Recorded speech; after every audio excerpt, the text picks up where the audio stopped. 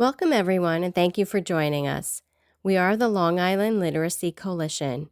We are a coalition dedicated to promoting evidence-based methods of literacy instruction in the Long Island community, backed by the science of reading. Our mission is to increase awareness about the science of reading and structured literacy practices. We want to reach all literacy stakeholders, especially those new to SOR. And we want to grow knowledge about which programs and practices are evidence-based and yield high gains, and identify those that do not. Tonight, we will recap and review the Big Six literacy pillars defined in the New York State Best Practices Guide, and review the New York State Education Department's Science of Reading mandate and attestation. It's important to note this forum will maintain professional confidentiality at all times. No live discussions will be recorded. Follow-up materials and links will be sent to our registrants. Transform Your Literacy Landscape was created for parents, educators, and all interested stakeholders to advocate for best practices. Those of us who've been advocating for the science of reading know our schools are not always aligned with evidence-based approaches. This series is educational in nature, and though we are not all educators, we can all become knowledgeable advocates for the science of reading. The New York State Education Department refers to the 6 core components of literacy instruction as the Big Six pillars. These are oral language, phonemic awareness, phonics, vocabulary, fluency, and comprehension. These pillars are fundamental to developing strong reading and writing skills. As you can see, there are many components within each pillar, yet the dominant methodology our schools have been using is balanced literacy, which assumes students will implicitly pick up these important skills through exposure alone or minimal instruction in the form of mini lessons. We know that it's not serving the needs of most students. Using this guidance, we hope schools will not only adopt best practices, but de-implement the ones that have been hindering students' ability to reach grade-level proficiency. After all, the science of reading is not something to be patched into the curriculum while keeping what's not working. The focus of the instruction should be to teach these components explicitly. This quote from Tim Shanahan relates to how balanced literacy just isn't working. The idea of balancing these essentials against anything else, just because someone likes it, is irksome. It's time that we retire balanced literacy, focusing less on ideological and rhetorical gamemanship and more on what has been found to actually help kids to become better readers. NYSED released a set of literacy briefs to provide a roadmap for implementation across all grade levels, from pre-K to elementary school and through secondary as well. Brief number 1 defined the science of reading, as well as key ideas, including these 2, which call out what doesn't work and what to do instead. It states common instructional practices and approaches have not been anchored in the science of reading. This is especially the case with word reading instruction in the primary grades, and vocabulary comprehension and fostering engagement across all grades. The science of reading emphasizes the importance of structured literacy instruction that develops the Big Six skills and competencies, the framework to maximize opportunities for student learning and literacy outcomes. Notice how it emphasized structured literacy and did not mention balanced literacy. Structured literacy is taught using explicit and systematic instruction. Science has shown the process of learning to read is not a natural process. Dr. Hollis Scarborough's reading rope is one of the most approachable ways to understand the complex processes of what is happening in our brains as we are learning to read. The reading rope model offers a clear framework to help us better understand the intricacies of reading. The reading rope model conveys how the different strands of reading are all interconnected, yet independent of one another. It is made up of upper and lower strands. The upper strands include background knowledge, vocabulary, language structures, verbal reasoning, and literacy knowledge. The lower strands include phonological awareness, decoding, and sight recognition. When all of these component parts intertwine, it results in skilled and accurate, fluent reading with strong comprehension. Dr. Reed Lyon's 10 Maxims of How Children Learn to Read summarizes what we've learned over the last 50 years. From the vast outpouring of research about reading development, it draws on insights from neuroscientists, psychologists, linguists, speech pathologists, educators, and other experts. The studies encompass children identified as having dyslexia, those who struggle with reading as a result of inadequate instruction, as well as proficient readers. To highlight some of these maxims, we see all good readers are good decoders, meaning decoding should be taught until children can accurately and independently read new words, unlike some of the guessing strategies balanced literacy teaches. Comprehension draws on multiple skills and strengths, including a solid foundation of vocabulary and background knowledge. Direct systematic instruction helps students develop the skills they need to become strong readers. And to become good readers and writers, students need to integrate many skills that are built over time. Research shows that structured literacy approaches yield the highest gains, benefiting up to 95% of students. But there are still some school districts on Long Island that are using balanced literacy, which assumes that most children will pick up reading naturally. This diagram by Nancy Young is a great visual representation of the percentages and wide range of learning needs for our students. Approximately 35 to 40% of students find learning to read relatively easy with broad instruction, although some explicit instruction is likely needed for spelling and writing. Balanced literacy relies on the, quote, implicit learning of our language, assuming that for most kids, learning aspects of the English alphabetic code will happen implicitly, which means without the direct teaching of foundational skills. This type of learning, though, does not take into account the full range of needs of our students and does not maximize learning opportunities. Nancy Young, in her graphic, points out that about 40 to 45% of students need explicit instruction in order to proficiently read, spell, and write. Now remember, instruction should not just focus on phonics, but also the various parts of our language structure, like morphology, semantics, and syntax, depending on the learner's needs. This differentiated form of instruction benefits all students and is essential to their progress. It should be on a continuum and systematically designed. Nancy Young says, quote, who is learning, what they need, and why they need it will impact the how of differentiated programming design, end quote. Balanced literacy, however, is teaching to those up to 10% of students who will learn to read regardless of the form of instruction, neglecting up to about 90% of children that require structured literacy instruction to become proficient readers and writers. This is why knowing what's happening in your district is critical. Jumping back into the research, the simple view of reading, just like the reading rope, are two important concepts in understanding all the skills involved in reading, especially with how they relate to comprehension. The simple view of reading is a research-based framework that helps us understand what it takes to be a good reader. Essentially, it is the product of two key components: decoding, which is the ability to accurately read words by recognizing the letter-to-sound relationship and blending them together to read the whole word, and language comprehension, which is the ability to understand spoken language and includes vocabulary, background knowledge, and sentence structure. The formula is simple. A student needs both of these skills to fully understand what they read. If either one of the two is weak, for example, a student can decode but struggles to understand what they just read, then the overall reading comprehension will be limited. The science of reading emphasizes explicit instruction in both areas to ensure that students become accurate and proficient readers.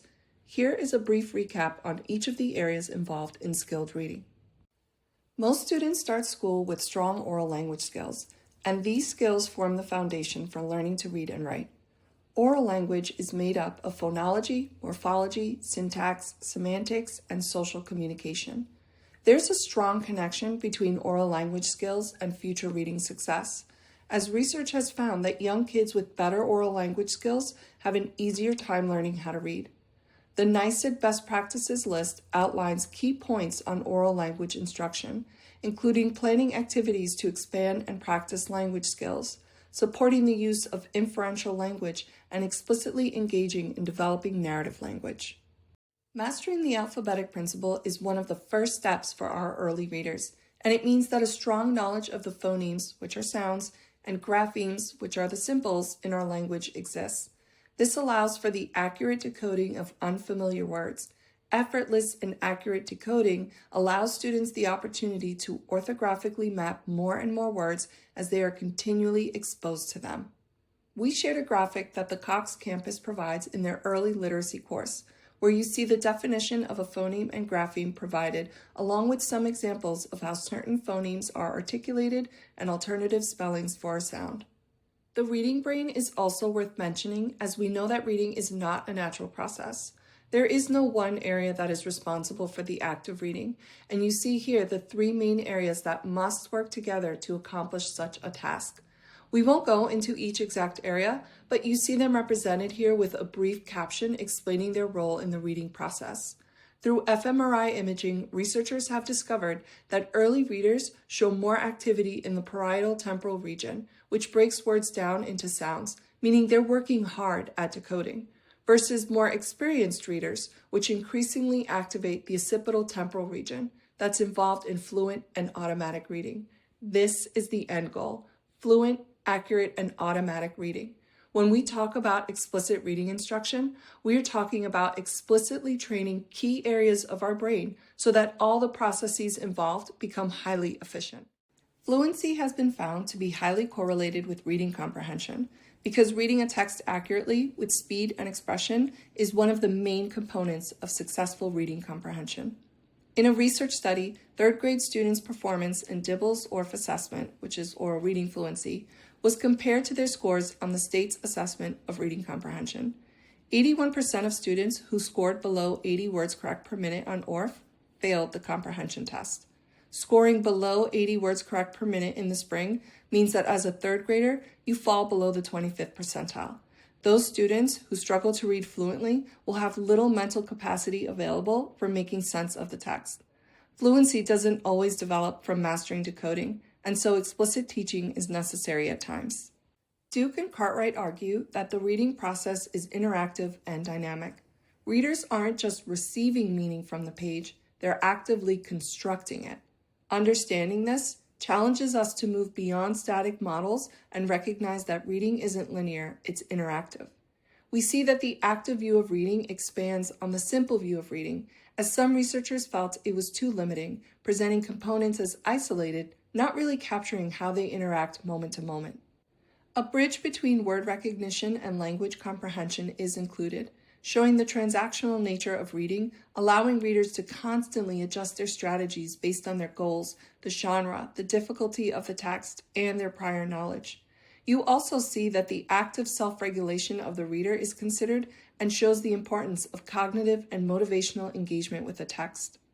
So if Scarborough's rope breaks down the individual strands and shows how they strengthen over time, the active view puts it all in motion. One thing to note is that this model aligns with the construction integration theory, which argues that skilled readers build meaning by connecting idea units in the text with prior knowledge, ultimately creating a coherent mental representation of it. So how do we ensure that our students can manage this complex process without becoming overwhelmed? Here's where cognitive load theory becomes essential. It tells us that working memory is limited when working with new information, but unlimited with information that has already been learned and stored in long-term memory. When we overload students with too many unfamiliar demands, and we don't sufficiently support them, their cognitive resources are used up before comprehension can even begin. Reducing load makes room for the kind of thinking that leads to long-term learning, which reinforces why background knowledge and vocabulary matter so much. They reduce the burden on working memory during reading. Vocabulary knowledge that is broad and deep allows students to lift the words off the page and also helps towards reading comprehension. Beckett all says that the eventual goal of vocabulary instruction is to affect language comprehension and breaks words into 3 different tiers: Tier 1 are words that are used in everyday language and can be easily understood. They are essentially the simple way of saying or describing things. Tier 2 words should be the focus of explicit vocabulary instruction because it consists of words that hold multiple meanings depending on the context and offer a more precise definition. Tier 3 are words that are domain-specific, meaning they're mostly used within a particular subject in order to precisely discuss the topics or concepts. You'll find these words used mainly in academic settings or specialized fields. Morphology is also part of vocabulary as it is the study of how words are formed and takes a look at the internal structure of a word. Our language is a morphophonemic one, meaning that we spell for meaning and sound, and it prioritizes the consistent spelling of morphemes over the pronunciation of them. One example of this is suffix ed, which has 3 sounds, d, t, or id. It will always be spelled ed, no matter the sound it makes after a base word, and explains why we say the letter names when talking about suffixes. When decoding is no longer the most efficient avenue to access orthographically complex words, morphology takes us the rest of the way. Let's review the problems with misguided implementation. Some schools have misunderstood what the science of reading means, likening it to incorporating patches for phonics or whatever gaps they've seen. The science of reading is more than just checking a box, but rather a shift to a structured literacy model. This illustrates the shortcomings of how children are being taught to read in schools using the MSV method, otherwise known as the 3Qing system. You may have seen your young child given a chart like the one on the right with strategies like look at the picture, or does that make sense, or to simply skip the word. That is not how our brains attain word recognition. Research has also shown using context cues are not an accurate way of identifying words. It only works a fraction of the time. Since our brains store words through orthographic mapping, students should use their knowledge of letter-sound relationships and their understanding of word structure to decode tricky words, rather than be encouraged to look away or skip it. These 2 videos demonstrate how 3Qing strategies make children look like they're reading, but they're guessing. In the purple challenge, created by a parent, the child can guess unfamiliar words when using pictures, but when the pictures are removed, the student struggles. The other video, What's Wrong with Predictable or Repetitive Text, demonstrates how early-leveled readers are ineffective for teaching decoding because they encourage students to practice using letter sounds and words outside of their taught scope and sequence. By replacing some letters with wingdings, it simulates how young students see unknown letter sounds. Students can guess what the next sentence is just by memorizing a pattern, looking at the pictures, or relying on a few memorized sight words. As the sentence patterns and pictures become less predictable, the student cannot decode. We've linked these videos below in our description for you to review on your own. They are powerful examples of the problem with predictable leveled readers. In balanced literacy instruction, students are given an A through Z letter to measure their reading level. This comes from the Fountas Pinnell benchmark assessment system, or running records. Research from Dr. Matt Burns indicates that tools like Fountas and Pinnell have a diagnostic accuracy of only about 54%. This suggests that the assessments categorize students as good or struggling readers with little more reliability than a coin flip. He compared Fountas and Pinnell to a norm-referenced assessment, and a large number of struggling readers were missed. So why is Fountas and Pinnell so bad at identifying struggling readers? Running records merge metrics of accuracy, fluency, and comprehension into a single assessment, obscuring individual areas where a student may excel or need support. Accuracy is measured in a subjective way, allowing some miscues to be allowed. The leveling systems used can be arbitrary and may vary depending on the evaluator, leading to inconsistencies in assessment. Fountas and Pinnell's system can also assign inconsistent guided reading levels to the books themselves, meaning text considered to be at the same level can vary significantly in complexity. This lack of consistency arises from the system's somewhat opaque leveling formula and reliance on subjective judgments about text features. The exact formula used to determine a book's guided reading level is not fully disclosed, making it difficult to understand why certain books are placed at a particular level. This graphic shows how books at different levels had more in common than those at the same level. Books at the same level may differ significantly in aspects like vocabulary difficulty, sentence complexity, or text structure, impacting how challenging a book is for a student. To summarize Matt Burns' research on Fountas and Pinnell's benchmarks and leveled literacy intervention, it's important to note these points. The levels assigned in guided reading are arbitrary and lack standardized norms, making them unreliable for assessing a reader's true abilities. Good readers might be underestimated, while poor readers who are good at guessing can slip through the cracks.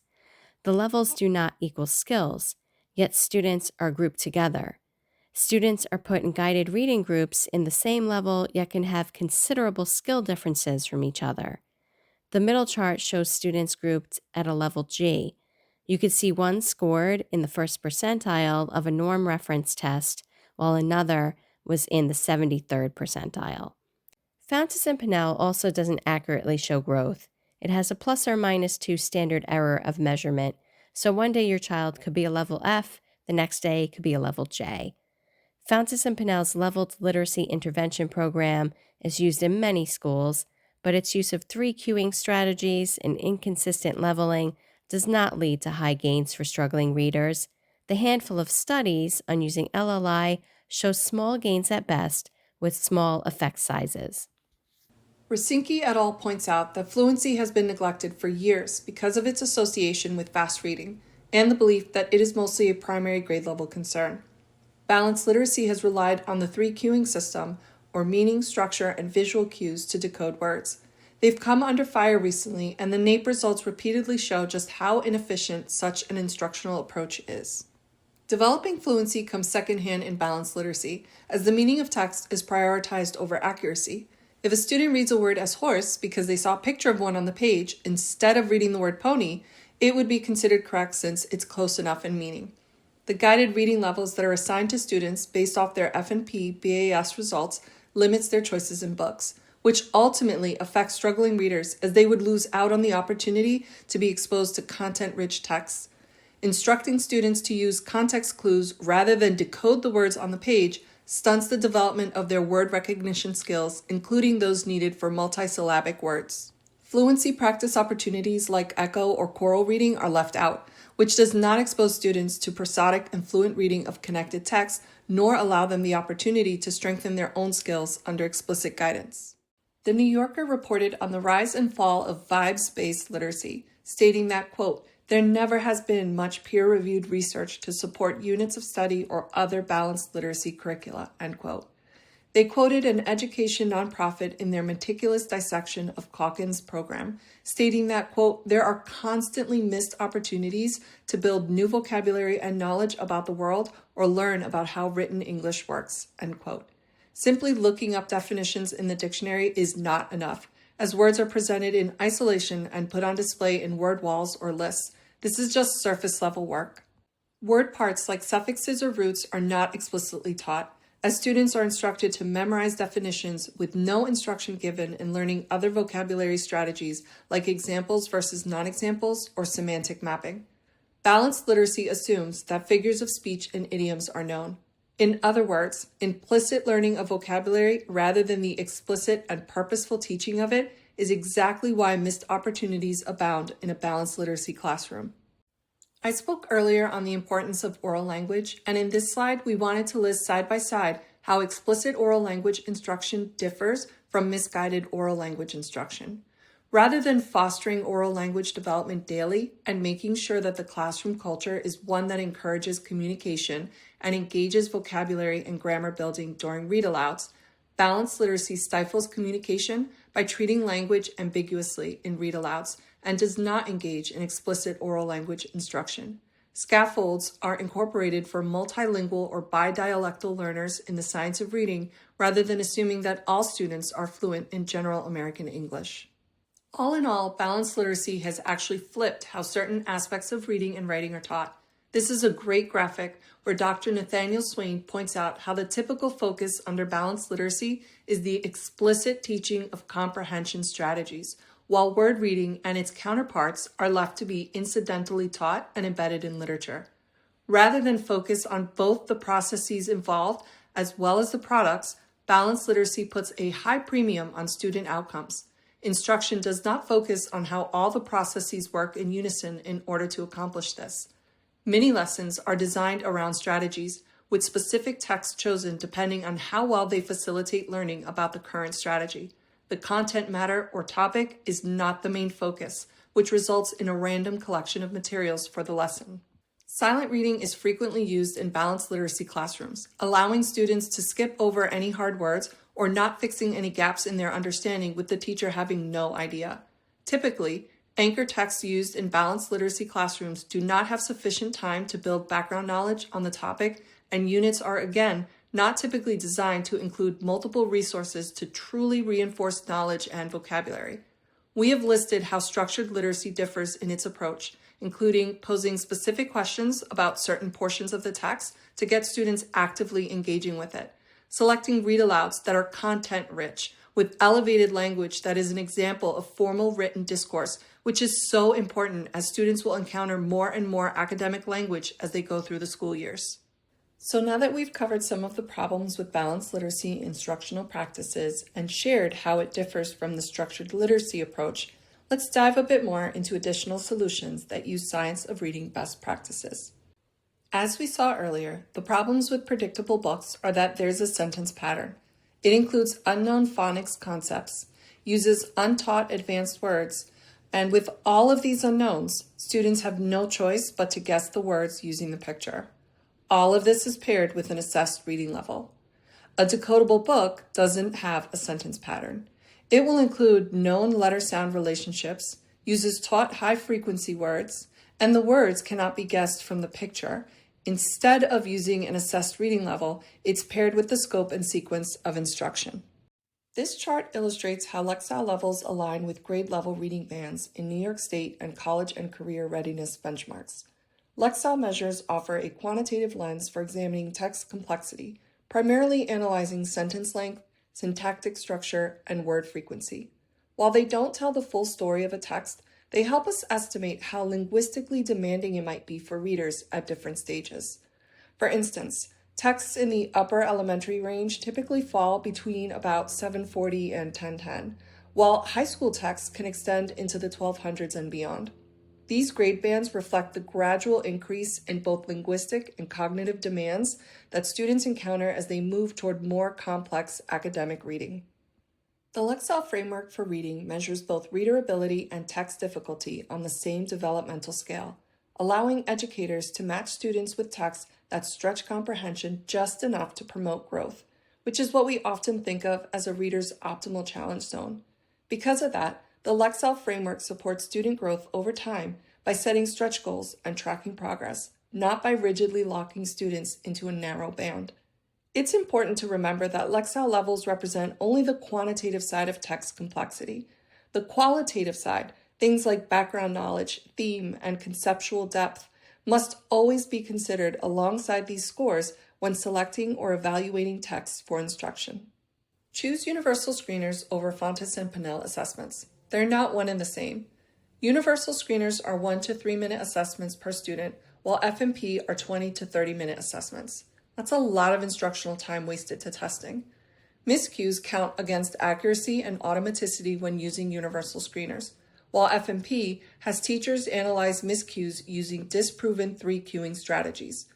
F&P assessment criteria can be found online, and you'll see how it instructs teachers to give a free pass for some miscues or self-corrections. Remember the horse versus pony example? Universal screeners are norm-referenced assessments, meaning it's a standardized test that compares a student's performance to a group of other students of the same grade or age using a large national sample of students. Fountas and Pinnell are criterion-referenced assessments that are field-tested, but lacking empirical evidence.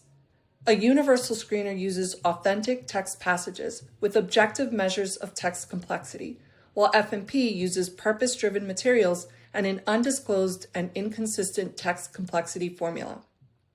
Essentially, results of universal screeners are in alignment with state standards. Fountas and Pinnell can give you results with a subjective interpretation. Fluency is the bridge between decoding and comprehension. That's why it's important to measure students using an ORF, oral reading fluency score. ORF scores help assess a student's reading ability, including speed, accuracy, and prosody, or expression.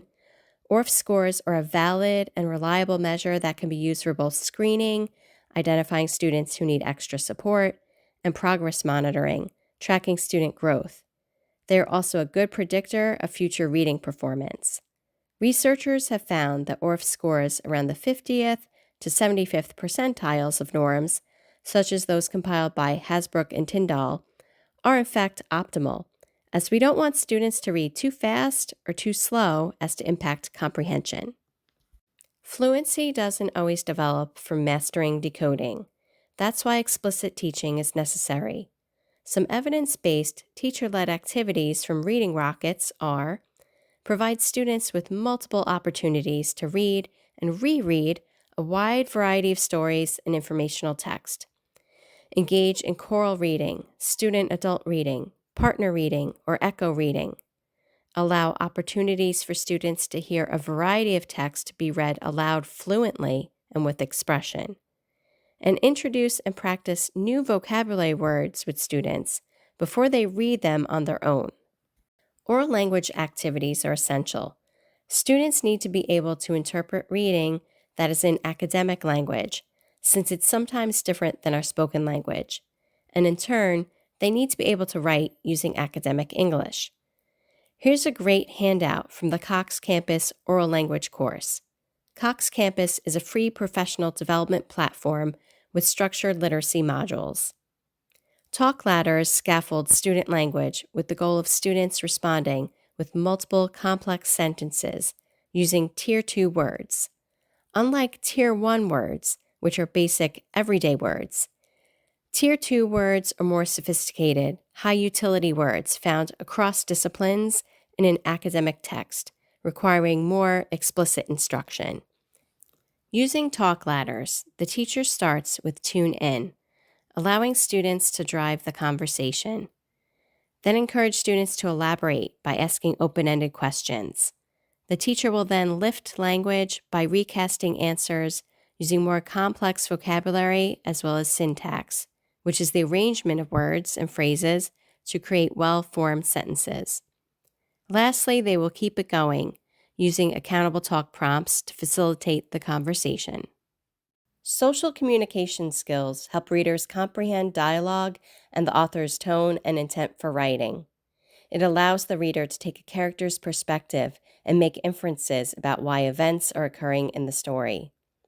We should also explicitly teach figurative language so students both understand and use them in social communication. We've defined the different types.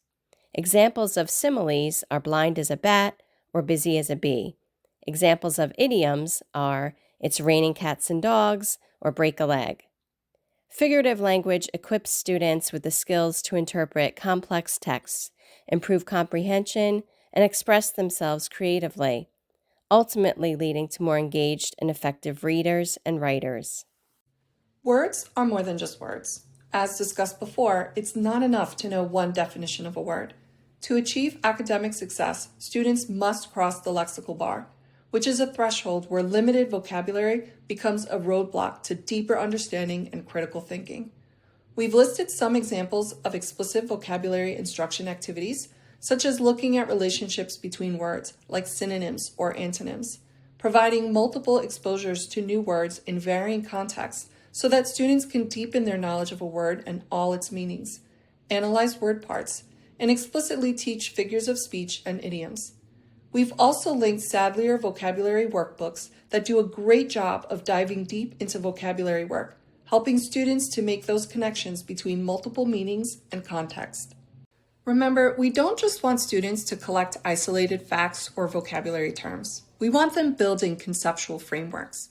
We pulled these different ways from Reading Rockets on how to help students develop such deep and interconnected networks, which include using contrast and comparisons to help students move past the literal and consider the reasoning behind such differences. Encourage topic-focused, wide reading so students build a deeper knowledge and expertise on a topic. Also use analogies, which is another type of comparison, to help build knowledge as students compare something new to something known. Once children have mastered the alphabetic principle and are able to decode fluently, comprehension is the best indicator of their learning. The role of the reader in constructing a coherent mental model involves processing both the micro and macro structure found within it. Microstructure refers to the surface code, or words and sentences used by the author to convey meaning. These individual words and sentences form idea units throughout the text. Macrostructure refers to how those idea units that are presented by the author contribute to the overall structure of the text. And it is at this level where background knowledge and personal experiences are integrated to further help in closing any gaps where the author may have implied information rather than explicitly stated it. In order to successfully construct a coherent mental model, readers must process both levels.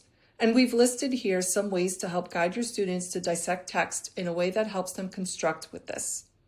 On the micro level, monitor sentence structure, identify pronoun reference, notice word choice, and use cohesive devices to track meaning.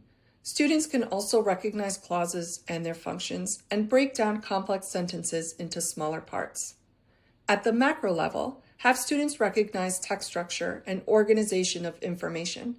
Use headings and topic sentences, and pause to mentally or orally summarize key points. Make sure to connect idea units across sentences and paragraphs. Anticipate the information that's to come, and monitor overall coherence and fix any confusions. All the while, make sure to continue to build vocabulary and background knowledge.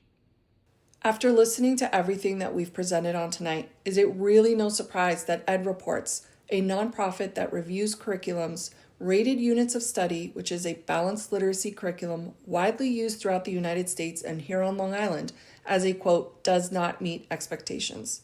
Why is that? The fact that balanced literacy relies on mini lessons, the 3 queuing system, predictable leveled readers, and unreliable FNP assessments means that it is scientifically wrong, instructionally incomplete, and morally irresponsible. Rather than use fMRI imaging and research to guide its practices, it ignores how the brain actually learns to read.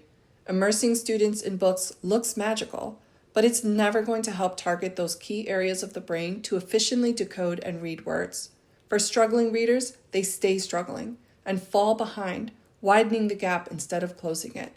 Structured literacy understands that reading is not natural and follows the science of how the brain rewires itself to become a skilled reading brain, no guessing or osmosis necessary.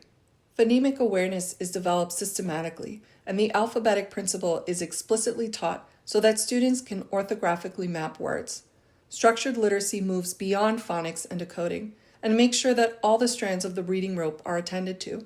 Strands like background knowledge, vocabulary knowledge, language structure, and verbal reasoning that all play a role in reading comprehension and the construction of a coherent mental model.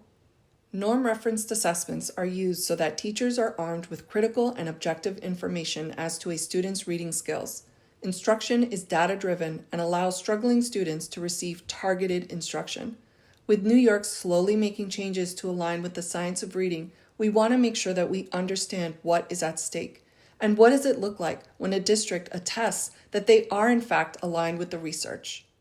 Before we conclude, we have to consider how schools will make their shift toward the science of reading. Schools who still use balanced literacy or workshop-style instruction may try to position themselves as aligned with the science because they're just adding in some patches. And many reading programs are now saying they're aligned to the science of reading because there's no trademark on it. So we need to beware of the rebrand. If your school says they're following the science of reading, look for these red flags and ask them, why are they still teaching 3 queuing as a decoding strategy, using predictable early readers?